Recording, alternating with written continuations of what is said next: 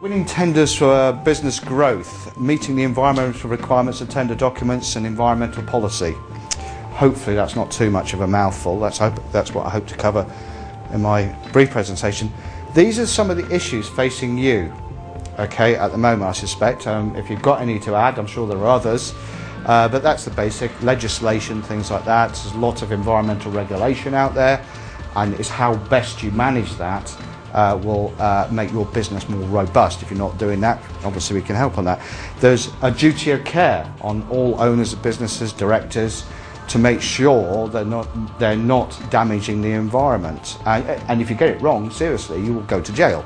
So it kind of focuses your mind a bit on the legal side. The other sort of things we've got is taxes and duties. Can anybody tell me sort of taxes and duties that you might have on you that's to do with the environment? Any ideas? Fuel surcharge? Yeah. Climate change levy. Heard of that on your electricity bills? Any others? Packaging waste regulations. That's right. For those involved in packaging, lots of packaging, lots of taxes there. Any others? Waste duty of care regulations. You pay taxes on going to landfill sites with your waste. So all of you don't like paying tax. I'm sure you want to reduce those. So there's a couple of things there to think about. There's a whole issue around sustainable development out there, and lots of new legislation and environmental regulation that's coming through from Europe into our own systems that will put pressure on you as a business. And that hasn't gone away, despite the current economic climate. Okay. Lots of things happening out there. So, what's happening in the contracts environment? I was very pleased to know that one of the documents that was mentioned, or organisations, was the Office of Government and Commerce. They have also another statement, which isn't in that particular document, which is in a bit, and I think it's worth reading. It's about sustainable procurement from that particular Department of Government. Sustainable procurement refers to all policy through procurement issues where public procurement is seen as a lever to achieve wider policy objectives. These include environmental or green issues, the creation of jobs and wealth in regeneration areas, which includes the Southwest, opportunities for small and medium-sized enterprises and ethnic minority businesses, fair trade and the inclusion of developing countries, adult basic skills, blah, blah, blah. But you notice the word sustainable, green, environment is a key policy document of the OGC. So it's worth bearing that in mind. It's quite high up in the agenda. Although interestingly, in the document they generally release, it's very loosely mentioned in there. So it's not so robust. But it is high on the agenda.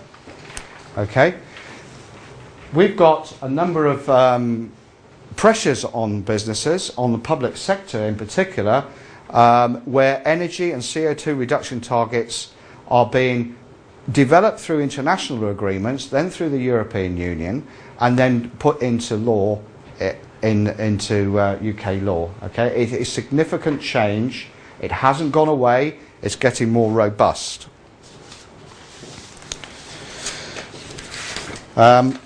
It's all backed up by the fact that there is a known impact of CO2 on the environment, no matter what people may think about our current weather climate that we've had just recently. It is a significant effect, it has increased, and it is a problem. They are investing millions of pounds into trying to resolve this issue. It's not a greenwash issue at all. It is a serious matter.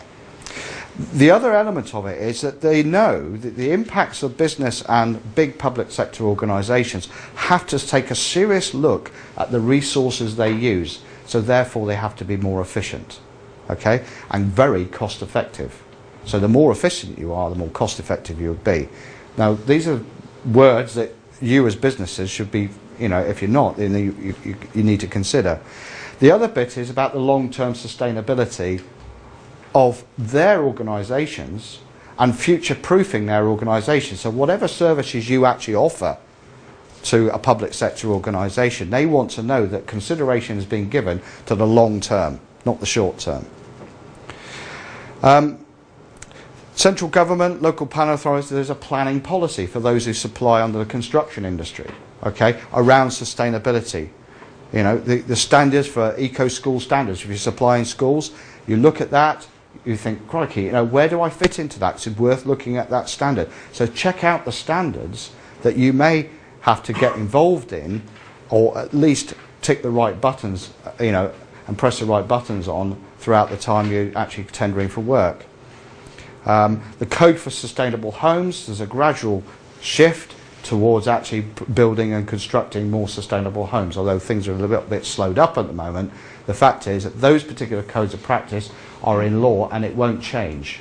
They're continuing on that investment. The other thing is that if you're an innovative company, that public sector have a policy of actually engaging with those business. So showing your innovation will actually help secure contracts as well. And also, because of the OGC, there are sustainable procurement targets being set by government to public sector organisations, which you'll be contributing to. So if you can show that you're, say for example, you have measured your carbon footprint of a particular product you wish to offer to the NHS or, you know, a local authority and everything else, they might say, thank you very much, we really like you, we want to talk to you some more. So they're quite significant things to think about, but also quite challenging for businesses to take on board.